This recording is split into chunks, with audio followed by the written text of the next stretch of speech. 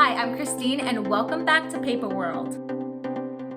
Today we're going to create a scrapbook page using old film strips. If you don't have old film strips, don't worry because there are stickers that you can get that have that same effect. We're going to create inside of this vintage leather handmade journal. I am obsessed with this journal. It is so pretty and the paper is the highest quality. Today you will need a scrapbook, a variety of paper, paper frames, pictures, stickers, clear glitter paint, glue, scissors, and of course old film strips.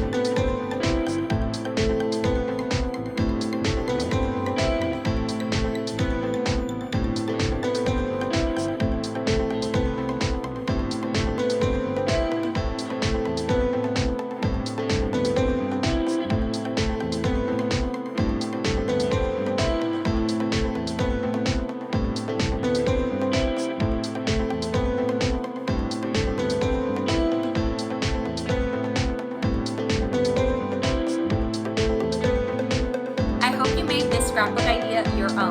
Be sure to subscribe, like, and comment below. And also hit the alert button so you can be the first to know when we have new content.